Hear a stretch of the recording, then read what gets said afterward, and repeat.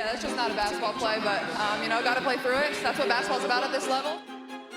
Yeah, I wasn't expecting it, but I think it's just just respond, come down, let your play do the talking. It is what it is. Caitlin Clark has been a walking target since day one in the WNBA, but now she's starting to shut down the hate. Despite all the haters who said she was a bust, Caitlin has found a way to push through, and others are backing her up. But if you want to know how, then stick around. And Angel Reese knows a ring is coming. I mean, this goes back even further than the WNBA. One of the biggest moments that got people talking was between Angel Reese and Caitlin in college ball, when Angel pointed at her ring finger, so we know it's been competitive prior to the league. But now with the way they're hitting Caitlin like it's street ball is something else. What's even more wild is that they're celebrating it. So let's get right into it. We won't touch base on every single moment, but we'll walk through a few examples. And ironically, most of the beef is with Angel Reese and the Chicago Sky. During the first matchup between Chicago and Indiana, Caitlin gets absolutely blindsided by Kennedy Carter. And as we just mentioned, Angel Reese immediately celebrates what happened. That said, just before that play, Caitlin and Kennedy did exchange some words. So clearly Caitlin said something or pressed a button somewhere, but trash talk is part of the game. But to full out blindside someone like that, I just don't understand what that does for the game. Next up, against the Chicago Sky again. Caitlin makes a drive for the layup and Angel Reese just goes right for her head. Like she is nowhere near the ball. I get there's a physical component to the game, but there's also a difference between being competitive and flat out targeting someone just because it's like these women are trying to injure Caitlin or something.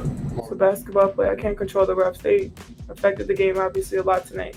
And even though none of them may confess it, Caitlin is a major reason why the WNBA has blown up this year like never before. Of course, we have other players who paved the way, like Cheryl Swoops, Rebecca Lobo, Lisa Leslie, Cynthia Cooper, and so many more. And even today, players like Aja Wilson, Sabrina Ionescu, and others are doing that as well. But the fact is, a new wave of players are coming, and a special talent such as Caitlin has played a big role in the growth of the WNBA. And yet, players like Kennedy Carter are saying, what does Caitlin bring to the table? I don't know what she said.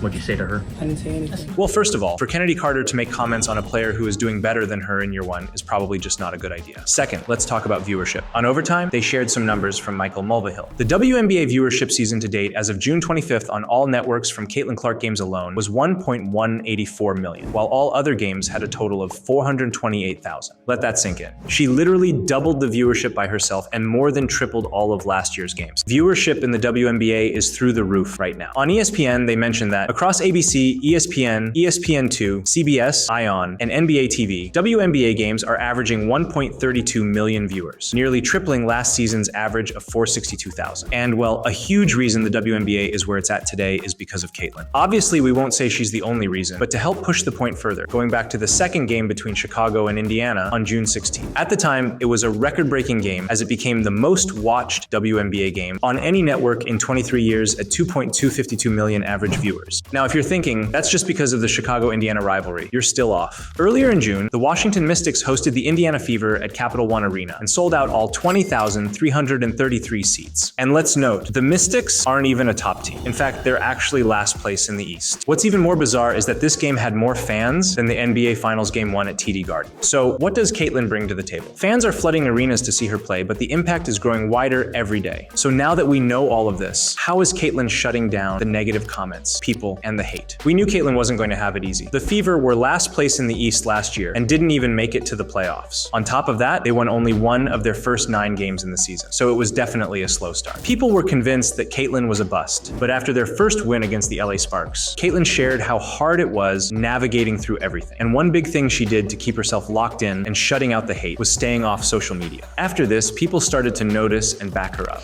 She doesn't look at her social, and I get it. I don't either. On the premiere of the upcoming docuseries with Serena Williams, the tennis star was asked about Caitlin Clark and what advice would she give her. She encouraged Caitlin to continue doing what she's doing and avoid the critics. Further, Serena gets real and mentions, "I was bullied. Things that I had to go through, people would be canceled for saying that. My position in growing up as a teenager, I kind of had to be guarded to kind of stay sane. Just getting so much press and doing everything I was doing and traveling the globe every year. It was every week, it was a grind." She also added that she thinks it's a good move for Caitlin to stay off social media. And well, she's not wrong. I mean, if you're going to perform at the highest level, you can't distract yourself by the criticism of people who will never understand your walk nor fit in your shoes. Further on Serena, if people are negative, it's because they can't do what you do. Hopefully she'll continue to do what she's doing. And you know what? Serena isn't the only athlete who is backing up Caitlin either. The one thing that I love that she's bringing to her sport, more people want to watch.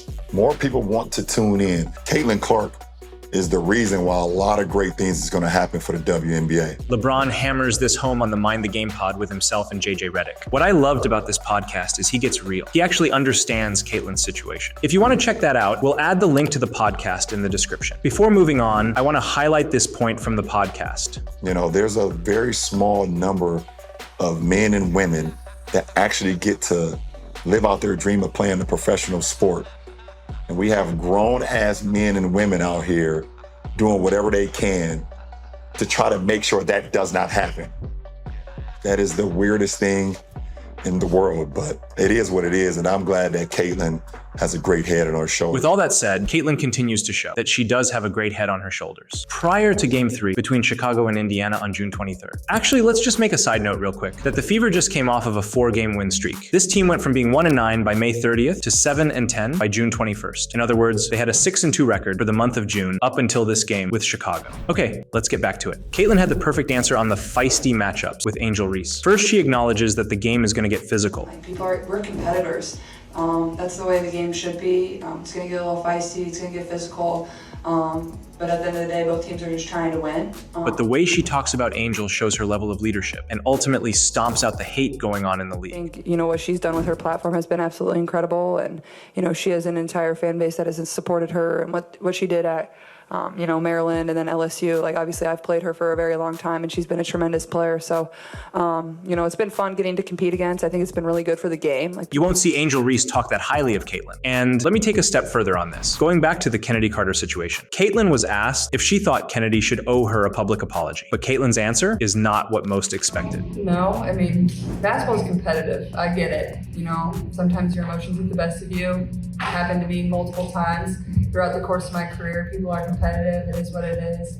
And she's having a tremendous season. She's played great basketball in my eyes, probably in first place for 6th Player of the Year. The way she gives praise to those who some might consider an enemy is absolutely wild. So now getting to Game 3. Remember how we mentioned Game 2 was a record breaker? Well, this game popped off even more, at an average of 2.302 million views. This game now became the most watched WNBA game in 23 years. The Fever won both games against the Sky so far, so the odds of the Sky winning wasn't very high. And well, the Fever really did have control for most of the game, even being up by 15 with 1:30 left in the third. But Angel Reese really came through in the fourth, putting up 10 points and bringing the Sky back into the game and taking the win by 1 point. We will add that Angel put up her 8th double-double, extending the WNBA rookie record and became the first rookie since Aja Wilson to put up 25+ points and 15+ rebounds in a single game. But again, still nothing mentioned from Angel about Caitlyn around Game 3. The point is, Caitlyn is focusing on her craft and continues to grow the game. She isn't worrying about what people are saying on social media, what other players in the league are doing to her, and ultimately, she's giving out flowers to others who don't give them back.